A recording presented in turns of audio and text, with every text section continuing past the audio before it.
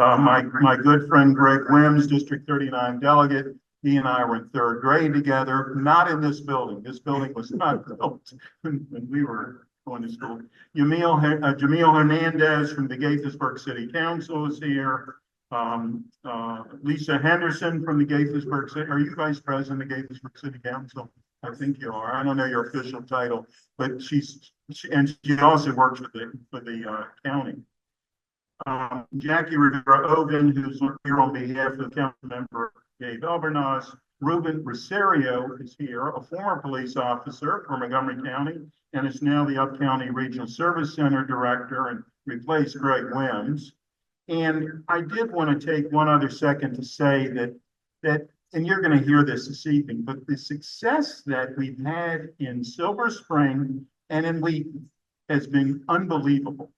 And they talk about the response times, and it really is remarkable.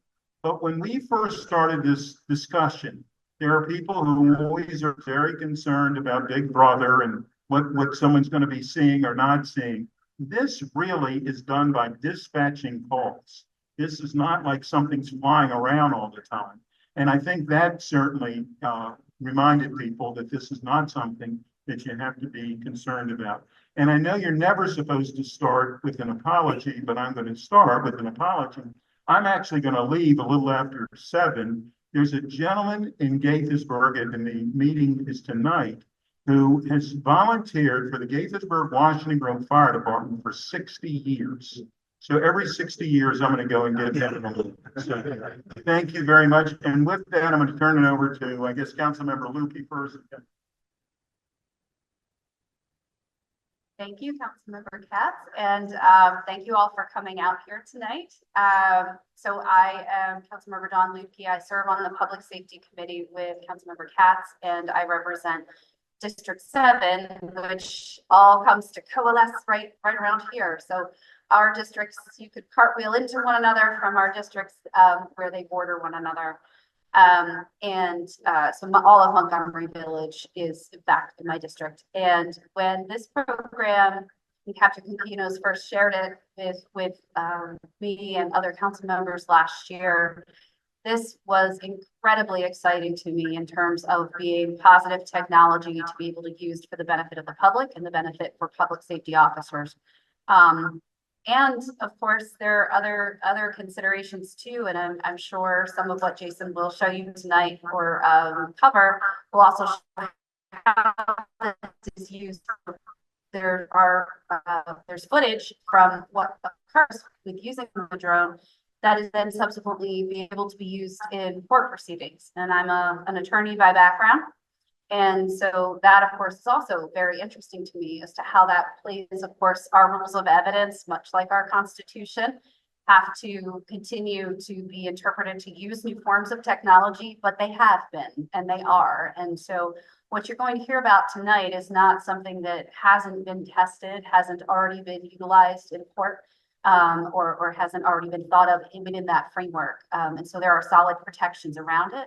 And Captain Conquinos and I recently did a podcast on this topic for the Maryland Association of Counties so that other counties around Maryland could learn what we were doing here already with the 2 down county sites and our intention to bring this here to the up county as well.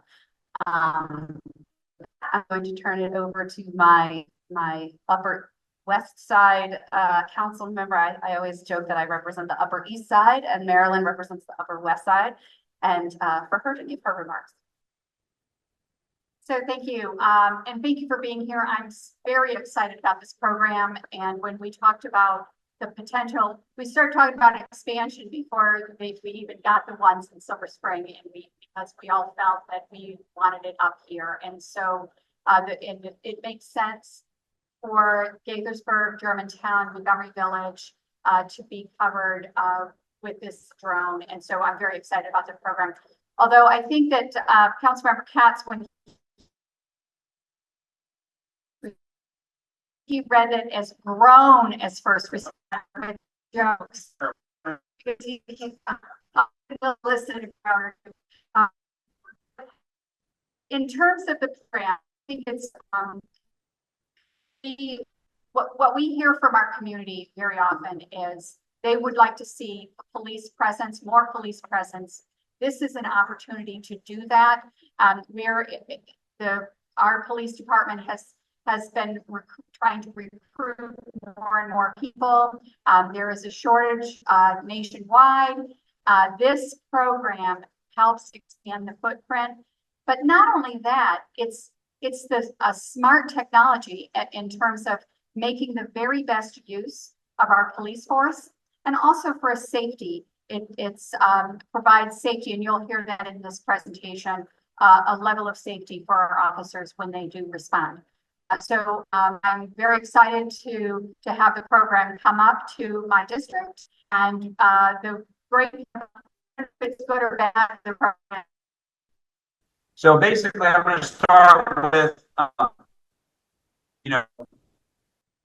every organization has a mission statement. So Montgomery County Police, we have a mission statement and how we serve the community. So as part of that, when we look at implementing technology and what we do, we're always reflecting back to our mission statement.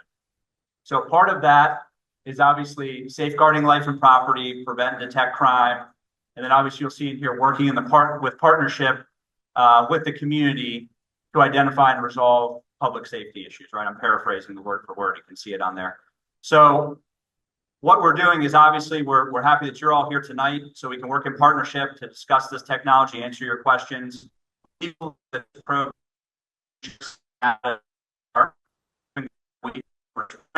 helps us with our mission to serve the community here in the county. So next slide, please. All right. This is the definition out of our policy. So for what DFR is, essentially what it is it utilizes a UAS, a drone, which is up here on our table, and we'll have a picture of it in the slide, that will fly, and this is what's very important, we're flying 911 calls and police calls for service only. So we're not patrolling proactively, we're not doing surveillance, we're not sending the drone up because we're curious what someone's doing somewhere. It's only to be utilized in conjunction with police-generated calls and 911 emergency calls for service. The goal of the program is to arrive on the scene of an emergency prior to or in conjunction with officers that are responding on the ground to these emergencies. And the program will help to provide information to officers, will aid in de-escalation and things of that nature. I'll share the program goals here in a coming slide.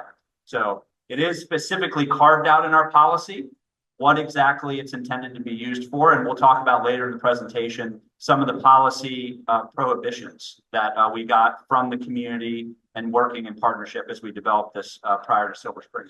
So next slide, please. So these are our main goals of the program. So, and I'm happy to report that we've been doing this officially since November 15th. We had a soft opening in October where we were testing the technology and learning and going through some training. But these are the objectives, the goals that we envisioned for the program. So prior to doing this in Silver Spring and Wheaton, we did about a year of research. We traveled to California. We visited 3 different agencies out there that have been using this, one of which is Chula Vista, California. They were the first agency in the nation to do this type of concept of a program. And so we did a lot of research, a lot of legal research, a lot of best practice and things of that nature. And we noted that these were the 5 things that we're focusing on that we think that this program is going to do. The good news is we've been doing this, and you'll see in a slide, we've flown so far, as of 2 days ago, over 900 emergencies we've responded to in Wheaton and Silver Spring with this drone. And so what we're seeing is we wanted to see improved response time. That's what the community is asking for. Why is it taking so long for the police to get here? We have police shortages, and we want police to get here. So this drone in Silver Spring and Wheaton is averaging on scene within 1 minute. 1 minute of an emergency is there. I'll explain how we do it and how we get there so fast. But our response time from when we take off, we can be around an emergency within a minute. Now, obviously, we're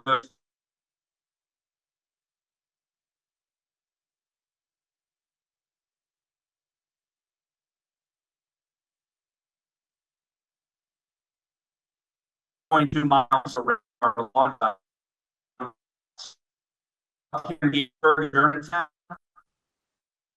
These individual goes behind a building and hides behind a dumpster as police officers are pulling in. We're able to tell the officers, stop your car right there. Don't go any closer. The guy is behind the dumpster. The guy comes out from behind the dumpster with this weapon and is taunting the officers.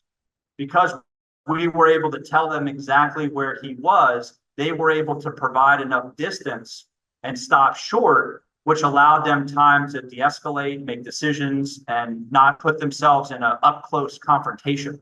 So we're able to provide this real-time information. You'll see some pictures here later in the slide. We've had calls that people were armed with weapons. We get there, we determine it's not a weapon or they're unarmed, so we can de-escalate the response of officers coming in. And so that really just keeps everybody safe. That kind of hits with the next point, the de-escalation. Our information has been able to reduce the intensity of many responses and provide safer outcomes with individuals. And the last piece is assist with locating and apprehending criminal suspects.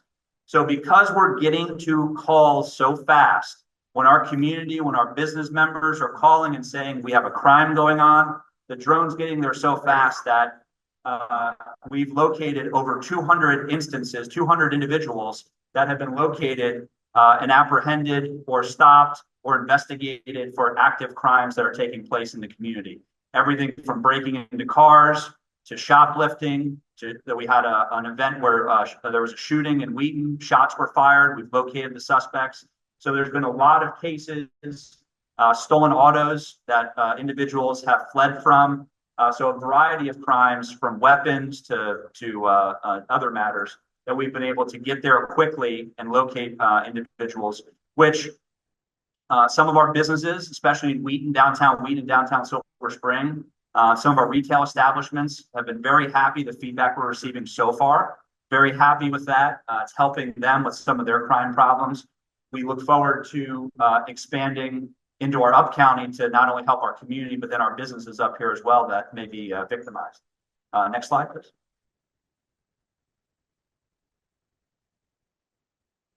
So this is, in theory, this is a picture that kind of shows loosely how this technology works. So what we have is we have a building where we pre-position this drone. This drone here is sitting on a landing pad on top of a building. One in Silver Spring, one in Wheaton. It's going to be up here in Gaithersburg. And up on this roof is a landing pad. And we have at this time contractors. We have a contractor that's on the roof that has the drone controller. And their job is to make sure that before the drone launches, everything is safe. They maintain a visual observation of the sky. We deconflict with other aircraft.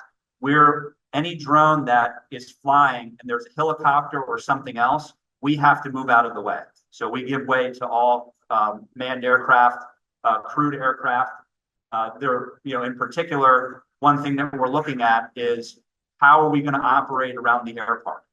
So we're going to operate in a way that we don't disturb any of the aircraft that's coming in and out of the air park.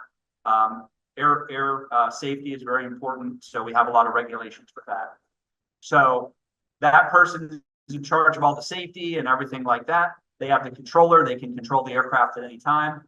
And then the operations room, there's a central operations room in Rockville and we'll show a picture on here, where all the drones that are in the DFR program, Silver Spring, Wheaton, it'll soon to be Gaithersburg, soon to be Bethesda, that all of that information is all coming into the operations center. And we can see the video. We're allowed to manipulate the camera. We can radio to officers on the ground. We have access to various computers and different technology and terminals and airspace radar. So everything's coming into one central place. And then we have these drones in different parts of the county that are responding to the emergencies. Next slide, please. So this is just a little bit of information, and I'll kind of explain a background and how this speeds up our service to the community. When you call 911, there's going to be a call taker that answers the phone. There's a series of protocol questions that get asked. What's the address of the emergency? What's your phone number? What's your name? And what's going on? So to process that on average takes about 2 minutes. From there, it gets sent to a dispatcher, which then sends that information out to the patrol officers in the area that they need to respond. The average response time, depending on the area, could be about 5 minutes, depending.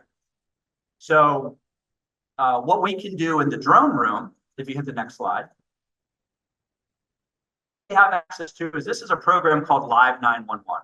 And what this software does is we have this up in our drone operations room. When you call 911, and this is a picture from when we visited Beverly Hills, California, and this is a call they got. A pin drops on the map so we can see exactly where you're calling from.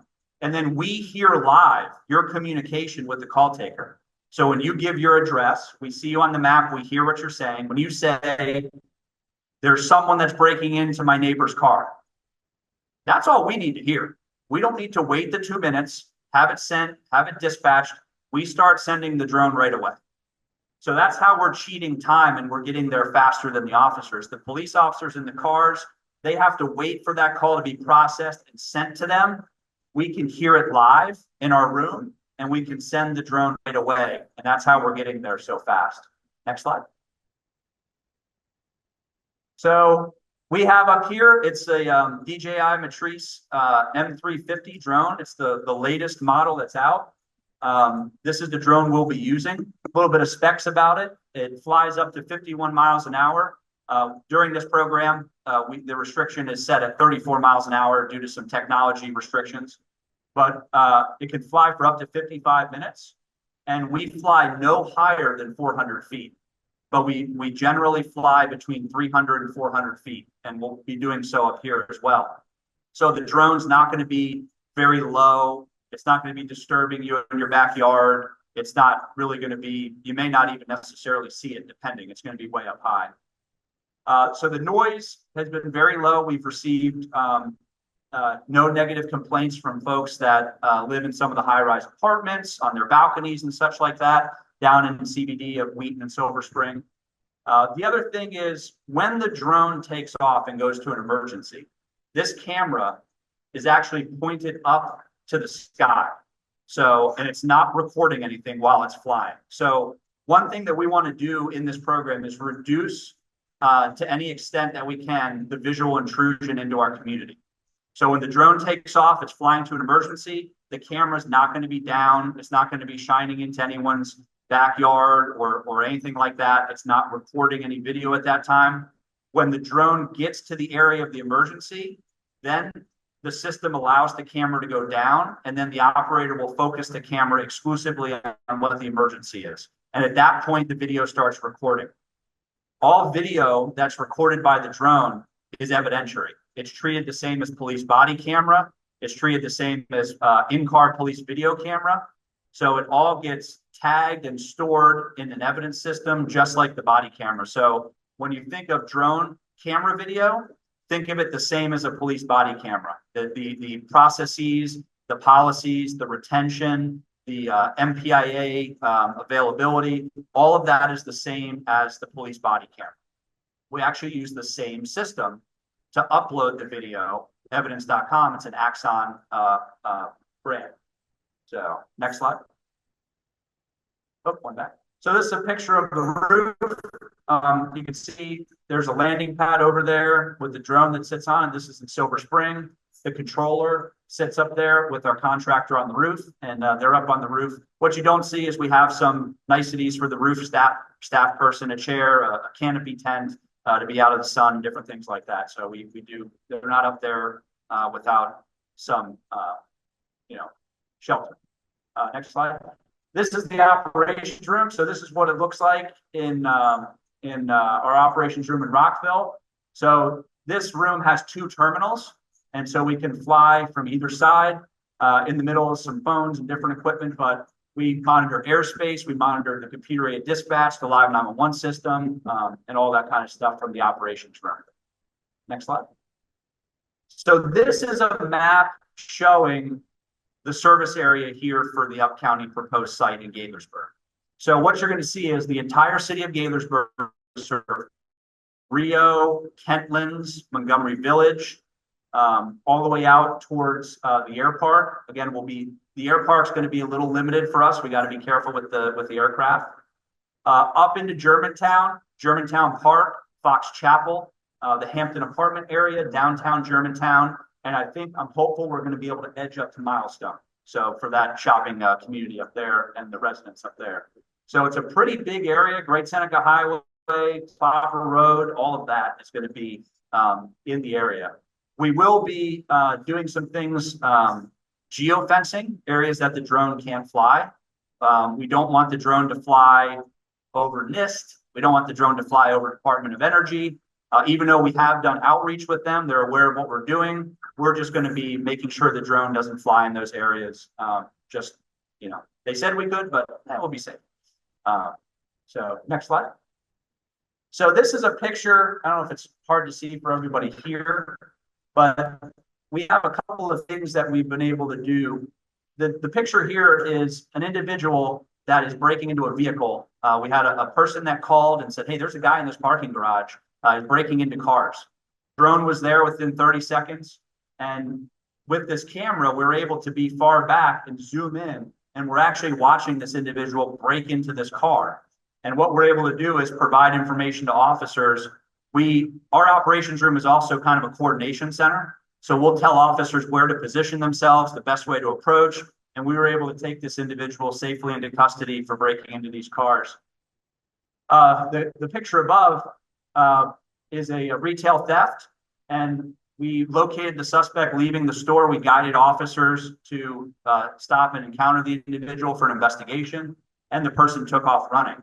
So we were able to follow the person with the drone and help guide the officers on where he was going, and they were able to get him safely in custody. The picture on the right, for those that can see it, it looks like someone's holding a gun. Can anyone see what that looks like? It looks like it's a guy that's holding a gun out. Well, that's what the community members saw also, and they called 911 and said there's a guy at the 7-Eleven. He's pointing a gun at people. So we got there with the drone about 40 seconds. And we saw him on camera. It appears like he's pointing a gun at people. Well, once we watched him for a little bit longer, he stopped doing that. And then you could see him moving around and you see him then start doing this, scrolling. It was a cell phone. So, but what we were able to do is provide the officers that information to say, hey, you look at this right now, it looks like the guy's pointing a gun at people. And that's what the residents are saying that live on that street. But we got there and was able to determine it was not a gun. And we were able to reduce the intensity of the response. The officers didn't come out with their guns out yelling. And it was a very soft approach and investigation. And it ended up being the person had some mental health issues that we were able to get them some help with. So when I say that we locate people, it doesn't mean that everybody gets arrested. That's not necessarily what we're looking to do. We locate people. We allow the officers to make contact and decide what is the best course of action. Sometimes it is an arrest. Like the person breaking into the car, they're going to get arrested. This gentleman, let's get this person some mental health help. Other people, the business may say, hey, we just want them trespassed. We don't want to press charges. So the drone doesn't dictate the outcome of the encounter. It just provides officers with information to make that investigation and make that best determination on how the situation should play out. Next slide. So this is a picture. So we have a lot of transparency. So our UAS policy is function code 460 is published on our website. You can find it, read it on our website, all the policies. I'm going to talk about some of them of interest here, but the full document's published. We have what's called a transparency dashboard. So the next day after we do operations, this is what's published for public view. Anybody here can go to it. You can see how many flights. In this case, on the 24th of June, we had 905 flights since we started this pilot program. 131 calls, officers were discontinued. The drone handled it without the officers needing to go. How many times we're first on scene, our average response times. You also can break down the data based on where you live. So if you live in the Germantown area, you can manipulate the data through these drop downs to see only your neighborhood, your area, police area, whether it's the 5th district. You can break it down by the beat. If you live in the Nancy 1 beat or the Nancy 2 beat. If you're in Gaithersburg, if you live in the Paul 1 beat, and on our police department website, if you're not sure what district or beat that you live in, we have a map. You can put your address in. It'll tell you your exact police area. and then you can manipulate the data to see exactly what's going on in your area. The other thing we do on here is we show our top 10 calls that we're responding to. So about a third of our calls have been theft related. That's not only retail theft, but it could be theft from a resident's vehicle and other things like that. So we have assaults, suspicious people, weapons, a lot of things like that. So this is available for the public. And we have on the police department website, I mean, really, if you just Google Montgomery County Police DFR, it'll take you right to our website. You can read all about the program. This dashboard's on there. And then next slide, please. This is published on there as well. There's a link for every flight that we fly. It's tied to a police emergency, a call. So we publish the maps. We don't publish the videos, but we publish the maps, where the drone went and for why. So the date, the time, the location. If it's a personal residence, we will use 100 block. We don't want community members, whatever's going on. If it's a business, you might see an exact address. If it's an intersection, so be it like in this case, Flower Avenue and Piney Branch Road, and you see the date, the time, the case number, and then we put in a description on why we flew. So in this particular case, this was an officer-generated call for service. They spotted a stolen vehicle. So the drone was dispatched to assist the police officers with an occupied stolen vehicle at that location. So when we look at the data on the previous slide, you'll see that you might ask with this live 911 and you say the drone gets there in a minute, how come we don't have a 100% first on scene data point? Well, we're never going to have 100% first on scene because we are seeing a percentage of our calls are actually officer requested, officer generated. So an officer will on patrol or maybe gets waved down by a community member and says, hey, something's going on over here. They've been getting on the radio and say, I'm going to investigate this. Also, can we get the assistance of the Raven drone? So we get officer requests. So that's why you'll never see 100% first on scene. So next slide. So this is an excerpt of some of our policy that I'll describe.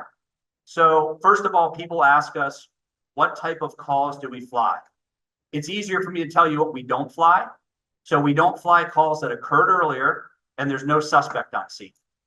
We don't fly parking complaints. We don't fly noise complaints. And we don't fly anything that occurred earlier unless there's some type of safety nexus.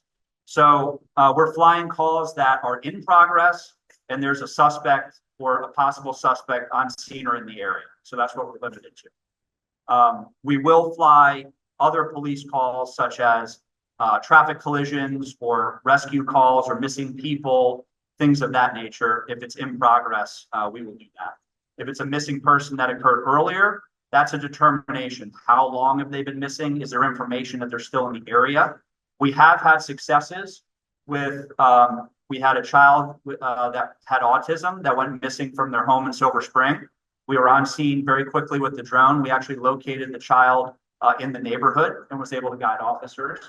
We've had an individual that was felt suicidal and they were made allegations that they were going to drown themselves in a body of water. Down in Silver Spring, we were able to get there and observe the person and actually guide officers in person and get them help.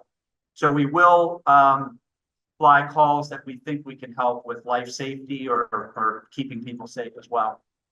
So there is no surveillance allowed. We do not go after surveillance, prohibited in our orders. We also do not do for First Amendment activities. If there's a group of people or a person that is expressing their First Amendment right, we do not put a drone up to monitor someone engaging in lawful First Amendment activities. The only time that a drone is going to be involved or in the area of a First Amendment activity is if a crime is taking place. Either people are being attacked that are trying to, express themselves, or somebody within the group is damaging property or assaulting other people or something of that nature. So again, the drone would be sent not to see what the First Amendment activity is, but to be focused narrowly on the emergency or the crime that's taking place. So we do not do anything We do not dispatch drones. We do not send drones based on any type of individual characteristic, someone's race, gender, religion, anything like that, ethnic background. That's not important to us. We fly to a particular emergency.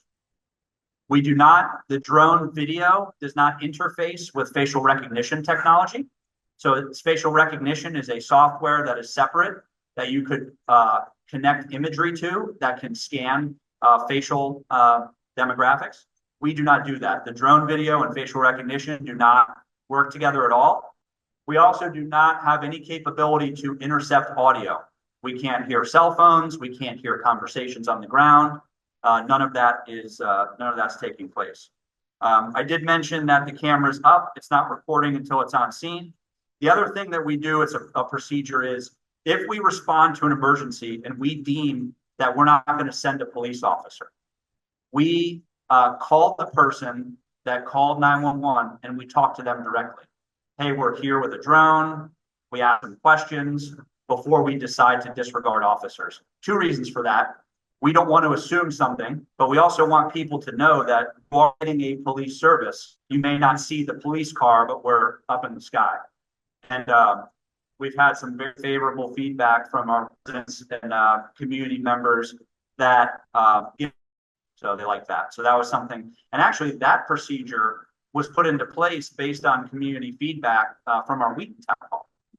I will say with any of these policies and procedures, if a public has an idea or wants to talk about it, we're very open to hearing it.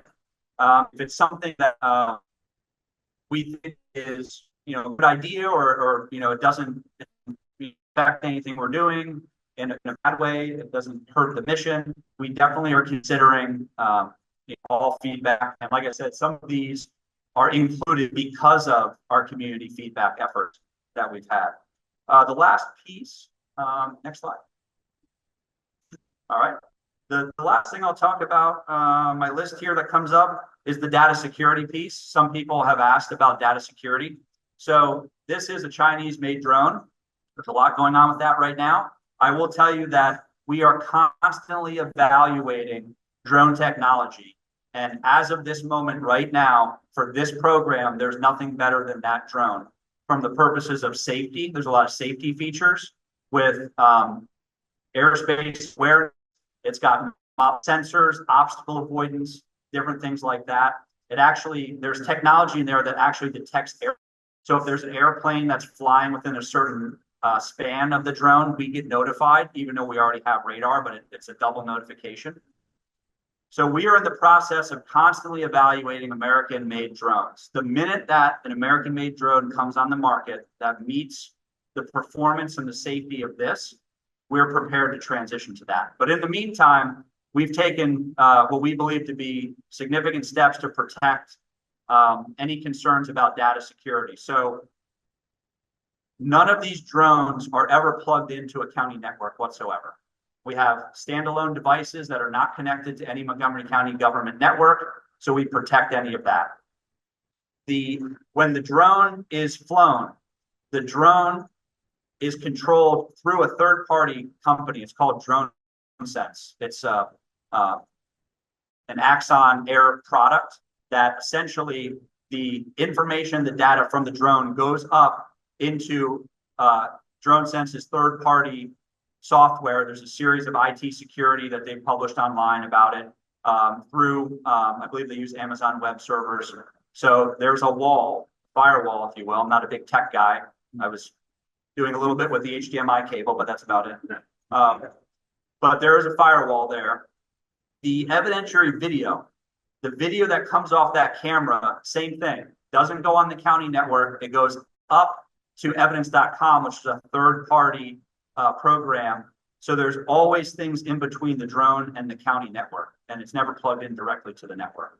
So that's how we're dealing with potential threats to our network, our data security, and everything's done through verified third-party American. And I meant to say the companies that we're using are American-based and American companies that are using that are acting as our kind of data security. So that is it for the presentation.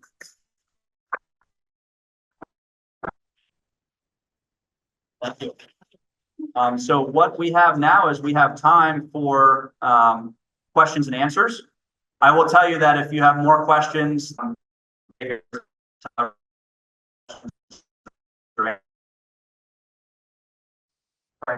course. Sorry, I forgot this is here. The data that gets transferred, the video data, much like your body camera data, is encrypted as it goes transferred and at rest as it is stored. So that's an important piece for tech people. Yeah, I'm told that through theevidence.com, it's a vault, Yes. whatever that is. Sounds good. But yeah, we've consulted with people way smarter than me. Thank you. First, great presentation. About a year ago, when I was the Upper County Regional Director, I had been working with HOC about a high-rise building to put the drone on. Have you decided where you're going to locate the drone? So we have looked at that building as well. We're looking at another building. We haven't finalized the location yet. I will tell you, we'll be here in Gaithersburg. We're trying to finalize a location that will not only get us all the areas that you saw on the map, we want to maximize our service the best we can to our Germantown community. So that is one option. We're looking at another option, and we hope to have something finalized, within the next week or so. If all goes well, we hope to be getting set up and doing some things, hopefully no later than mid-July. So.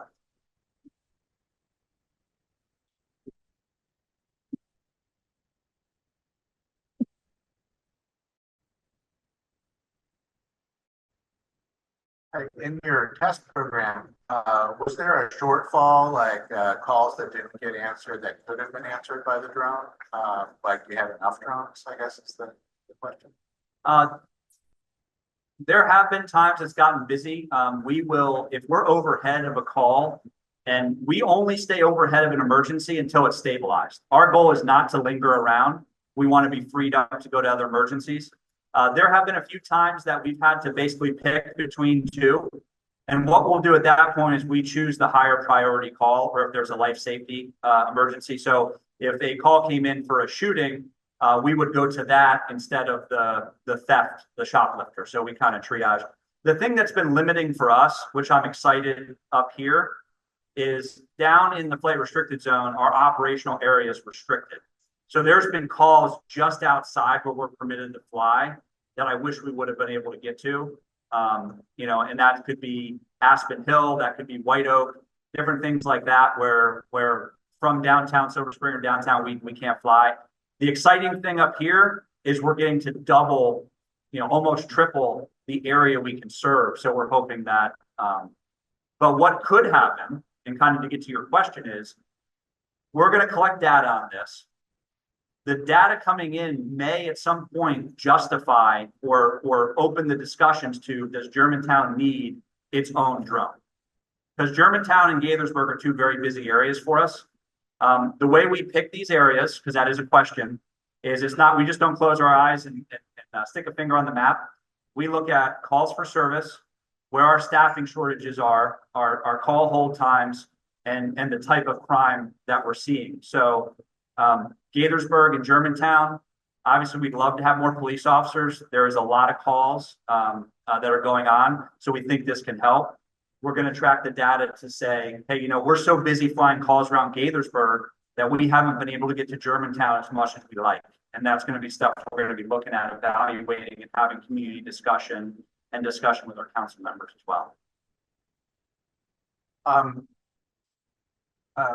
Could you have like two districts share a drone, like for instance, put one in between so you have overlapping circles? Yep. Sort of like a Venn diagram. So the overlap part would be maybe a busier call area.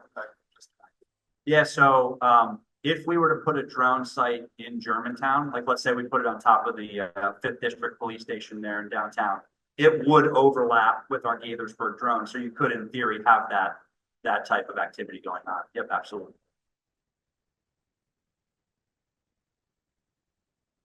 Hi, David Paulson, Gaithersburg. I'm wondering, what is the interaction between Montgomery County Police and Gaithersburg Police in this dispatching, and how is that coordinated, triaged? Yep. So for this program, we're going to fly any police call or 911 call, whether it's dispatch primary to the city of Gaithersburg or county police. We actually just met with Gaithersburg Police leadership today at our operations center, and we talked about how we're going to work together with this. The way it comes in right now is, I believe when 911 call comes into the city, it gets dispatched to a city officer. The county officers obviously can assist. We have a lot of helping each other out. But with regards to this program, it doesn't matter if you're a city resident, county resident, city police, county police. We're going to respond to all the calls that we can for both agencies. So.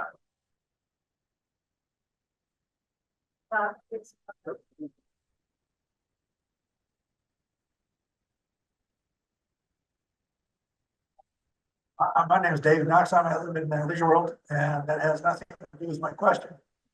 I imagine, having studied Chula Vista, California, that there's a lot of interplay between them and the Border Patrol. Are you looking at any other kinds of partnerships with federal agencies that have some co-jurisdiction with you? So we're not partnering. We'll work with our municipal or our city agencies. The only other agencies that we've discussed partnering with and helping would be our fire and rescue service. Obviously, if a 911 call came in, there's some emergency involving a federal entity, we could respond just the same as any other officer, but we're not going to be sending the drone to assist federal agencies with operations or anything like that. So no, there's a difference there. Another question. I was a little dismayed to hear that your operator on top of the building who's launching the drone is sitting in a tent. I can imagine there's a little shade in the summer, but that's not going to be comfortable in the middle of February. Are you building shelters so they can be comfortable up there for 24 hours a day? So I'll tell you what we're doing, and we actually just tested it this last winter. So Chula Vista, Beverly Hills, Santa Monica, the places we did research, they don't have to deal with winter. We have to. So we got creative. Maybe one of the only good things that came out of COVID was, if you remember, restaurants, they were putting these bubble tents over the table. So we're sitting around thinking, how are we going to keep these people warm on these roofs? So we went out and bought a bubble tent, and we strap it down, it's weighted, and we can put a heater in there. And in that bubble tent, it's clear. You can see now when the drone's flying, the person comes out because we want clear view, nothing bothering the vision. But when they're not flying, they're in the bubble tent, 70 degrees, and it's very nice in there. So we got these clear bubble tents that last winter it actually worked out. We'll see. Yep, there are restroom facilities at each site. And we also, since you've asked, we give them a microwave, a mini refrigerator, a table, a chair. So they have a lot of, yeah, we do care about those people. Right now they're contractors, and we treat them the same as we would if they were a county employee, or we treat them like family, so. I just have to add my 2 cents. While I'm always totally impressed with the officers we have here in Montgomery County and listening to this presentation tonight, I'd just like to thank all of you for doing what you do, because it is so important and you do a great job. Thank you.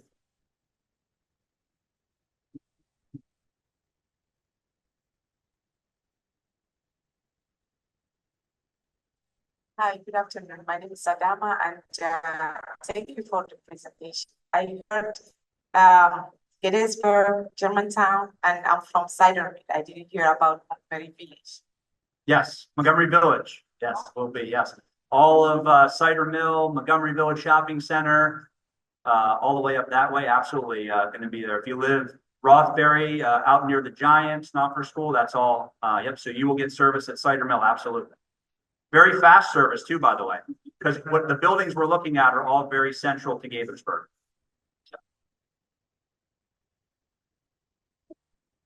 Good evening.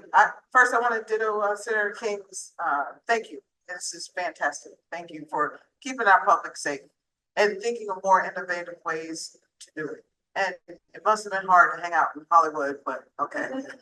Yeah, I told the chief it was probably the worst trip I had to go on for the department, but that's okay. My question is, how long does it take to train an officer to be a drone officer, and will they become part of the force one day? So everybody, so right now we're using, civilian contractors on our rooftop. Everybody that is in room or is part of our air support, there are sworn officers. So we do have civilian contractors and sworn officers. So the sworn officers, it is from all over the department. It's like a collateral duty. They can volunteer to do a side job, if you will. So essentially what they do is it's a competitive process. You have to apply internally. They get interviewed. We screen them. Everybody that applies to be a drone pilot has to have an FAA Part 107 license to be able to pilot the drones. They go through a process. Once they get elected, they have to go to a 4-hour basic drone pilot school. It's a Maryland Police Training Commission certified course that we put on. That's 40 hours. After that, from there, they get in our operations room. We have what's called a remote operator, which is the person that can manipulate the camera and stuff. And we have what's called an air support officer. So think of this really like a police helicopter. You have a pilot and you have the flight officer. So we'll get some data and we'll see, you know, if in the future all of us collectively choose to expand. Yep. Daryl Klein from Germantown, Maryland. Thank you for the presentation this evening. My question is about the drone capabilities insofar as offering assistance, be it audio or receiving audio from the scene. So, for example, if you're not working with the fire department directly at this point, let's say there's a victim in emergency, the drone spots this person first, and maybe they're bleeding, and the camera operator or whoever is visualizing that can say to that person who's bleeding to stop the bleeding, do this. And that person may be able to respond back to that drone operator through the drone. Is there any audio capability two-way at that point?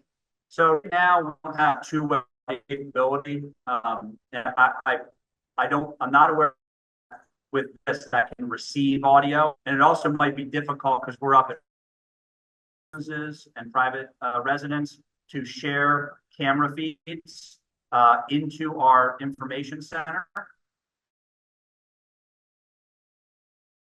But there will be the capability separate of this program for our businesses and our residents to share video real time. So.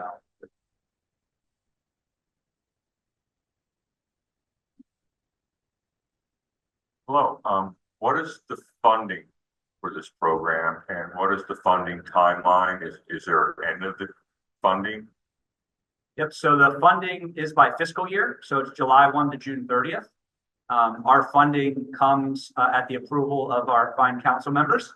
So as long as the community and our council wants it, the funding, I assume, will resume. And so what we're doing right now is we're going to be starting to think about fiscal year 26 coming up this fall. And so what we're always looking to do is how can we run programs more efficiently and cheaper? So right now, this program's costing X amount of dollars. Is there a way that we can either expand it and reduce the cost, or how can we do that? So we're constantly analyzing the fiscal situation to see if there's a way we can do it cheaper for everybody. So, But it's county funded, not county federal funded. or state? Yeah, this is county funded. And just as I mentioned when we opened, I think this is just such an efficient, effective way to use taxpayer dollars, not only for efficiencies of our officers, but the safety. So we think it's a good deal. And I have a few more questions that may have been submitted that I'm just going to touch on. And if someone at home may have asked this. Someone asked about the metrics. I think I explained that we're choosing, everything's data deployed on where we're putting these drones based on crime, calls for service, officer staffing. We do take into account community. So we've been asked by many communities, we would like this in our community.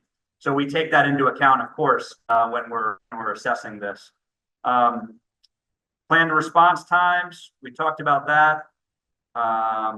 Surveillance policies, I told you we do not do surveillance, proactive surveillance.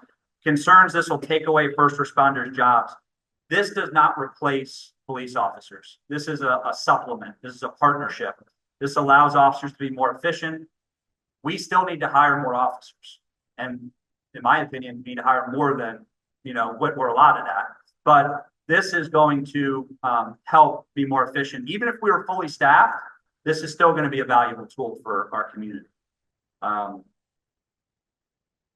So there was a question here about evidentiary video and if it's used in court. So these videos are evidentiary, just like body camera, and they can be used in court. So if we observe like the gentleman breaking into the car, that video could, if the state's attorney elects to, be entered into evidence in those proceedings. And it would be lawful because it was captured in a lawful manner. Got a couple questions about First Amendment, but I think I covered that we will not be monitoring people expressing their First Amendment views of any type. So there's no way we finished 3 minutes early. You're right on time. Right on time. Right. Yeah. So for folks at home, thanks for joining us. Sorry, we had a little tech glitch early on, but we still finished on time. So, great. All right. Thanks.